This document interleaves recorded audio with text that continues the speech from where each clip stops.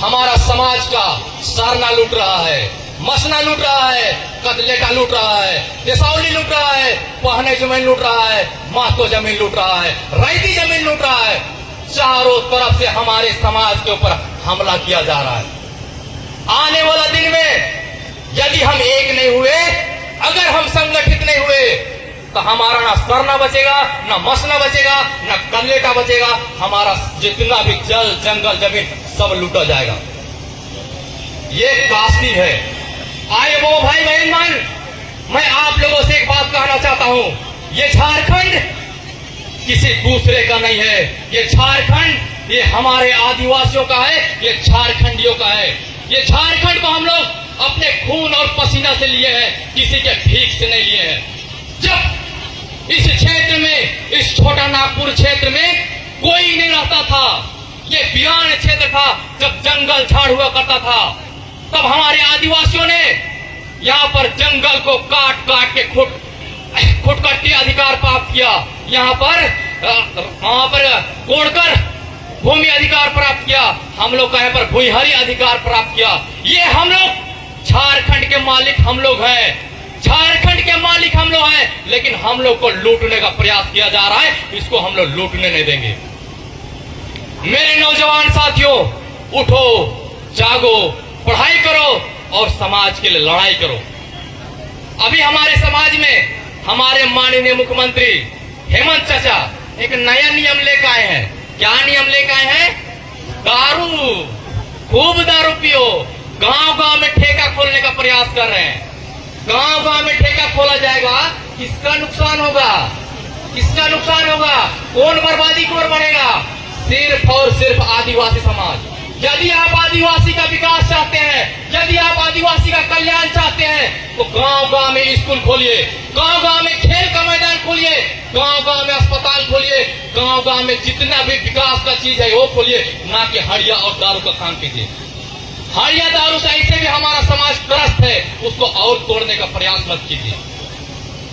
इसलिए मैं हेमंत सोरेन जी से कहना चाहता हूं, अभी भी आप आदिवासी के नेता हैं, अभी भी आप सबसे लोकप्रिय आदिवासी नेता हैं, अभी भी आपको जागने का जरूरत है। नहीं तो जिस दिन आदिवासी समाज जागा, अगर आदिवासी समाज उठाना जानता है, तो आदिवासी समाज गिराना भी जानता है। इसलिए हम आपको चेतावनी देते हैं, ये सिर्फ मेरी बोली नहीं है, ये हुंकार है और यहाँ से उलगुलान शुरू होने वाला है। ऐसे नहीं, हमारे समाज को आज से नहीं सदियों से तोड़ा जा रहा है, षड्यंत्र के तहत तोड़ा जा रहा है, कुचक्र के तहत तोड़ा जा रहा है। आपको एक बात याद दिलाना चाहता हूं, धर्म के रिलेटेड संबंधित है। अभी सरना कोर्ट का बात हो रहा है ना, आप लोग ध्यान से सुनिएगा।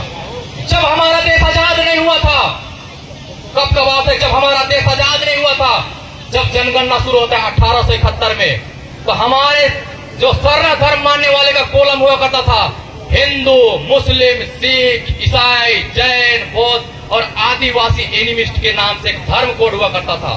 लेकिन जब हमारा देश आजाद होता है, जब हमारा देश आजाद होता है, 1951 जनगणना के बाद 1961 में काम किया जाता है, षड्यंत्र के तहत, पलायन के तहत ये हमारा कोलम को हटा दिया जाता है। और ये आज उसी का हम लोग लड़ाई लड़ रहे हैं सरना कोड के नाम से।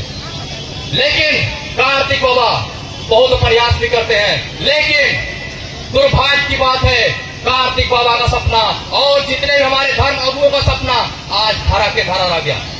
जब कार्तिक बाबा का देहांत 1981 में होता है, इतना बड़ा लाखों लाख का हमारा आदिवासी समाज दूसरा कार्तिक पूरा पैदा नहीं कर पाया। ये दुर्भाग्य की बात है, ये सोचने की बात है कि नहीं है? बताइए तो। आज अगर हम लोग एक कार्तिक पूरा गए थे, 1000 कार्तिक पूरा पैदा किए रहते, तो आज हमारा ये स्थिति ना रहता। लेकिन दुर्भाग्य की बात है, हम लोग एक कार्तिक पूरा दूसरा पैदा नहीं कर पाए। कार्तिक उरांव कोई मामूली इंसान नहीं थे।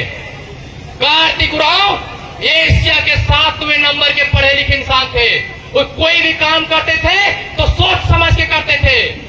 एशिया में एक देश नहीं आता है, 48 देश आते हैं। मालदीव, श्रीलंका, भारत, पाकिस्तान, अफगानिस्तान, नेपाल, भूटान, बांग्लादेश, ऐसे बहुत सारे 48 देश आते हैं। उसमें कार्तिक बाबा 7वें नंबर के पढ़े लिखे इंसान थे और वो सीरम टोली सरना से सरुल का शुरुआत किए थे। और वो इस सरहुल जुलूस को शुरुआत इसलिए किए थे कि हमारा समाज का कला, संस्कृति, सभ्यता बचा रहे। लेकिन आज षड्यंत्रकारी जहां से सरहुल जुलूस शुरुआत हुआ उसी को तोड़ने में लगे हैं और आज तोड़ दिए और वहां पर रैंप उतार दिए। दुर्भाग्य की बात है, कार्तिक बाबा का सपना को तोड़ दिया इन लोगों ने। इन लोगों को छोड़ेंगे, इन लोगों को छोड़ेंगे? आवाज नहीं आ रही, लोगों को छोड़ेंगे? कैसे छोड़ सकते हैं? जो कार्तिक बाबा का सपना को लोग तोड़ने का काम किया है उसको छोड़ देंगे का? ऐसे छोड़ देंगे? नहीं छोड़ सकते ना। और ये झारखंड के नेता, ये जो गद्दे के हुक्मरान है, ये जो सत्ता के हुक्मरान है, इसको मैं एक चेतावनी देना चाहता हूं। झारखंड के मालिक तो हम हैं, झारखंड में 40% खनिज भी है, लेकिन हम लोग यहाँ के मालिक होते हुए गरीबी की स्थिति में जी रहे हैं। कोई आदमी मालिक होते कैसे गरीब बन सकता है? यही नेता, ये जो है ना हरामी लोग, ये बदमाश लोग, ये लोग पैसा के बल पर नाचने वाले लोग, खाली स्टेज में बैठने वाले लोग, ये लोग क्या समझता है? हम लोग भी आदिवासी टाइगर हैं, हम लोग भी आदिवासी टाइगर हैं। युवाओं को ललकारने का काम मत कीजिए। बार बार बोल रहे, युवाओं को ललकारने का काम मत कीजिए। जिस दिन युवा जाग गया ना, ऐसे भी जाग रहा है, जिस दिन युवा जाग गया इतिहास गवाह है। हम लोग कोई मामूली इंसान नहीं है, हम लोग बिरसा मुंडा के वंशज हैं, हम लोग सिंदगी दाई के वंशज हैं, हम लोग तेलंगा खड़िया के वंशज हैं, हम लोग वीर बुद्धू भगत के वंशज हैं, हम लोग जतरा टरना भगत के वंशज हैं, हम लोग फूलो झानो के वंशज हैं, हम लोग रुनिया टोनिया के वंशज हैं। हम लोग का इतिहास को याद कीजिए।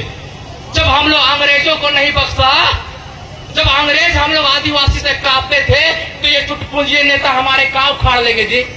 हाँ, जब हम लोग से अंग्रेज नहीं डरे, अंग्रेज को डर के भाग गए, तो ये चुटपुंजिए नेता हमारे काव उखाड़ लेंगे। बशर्ते एक बात लास्ट में कहता हूं, मन के हारे हार है, मन के जीते जीत। मन के हारे हार है, मन के जीते जीत। हार गए जो बिल लड़े उन पर है धिक्कार, हार गए जो बिल लड़े उन पर है धिक्कार। ये बात हमारे युवाओं के लिए है। जोहार। बहुत बहुत धन्यवाद।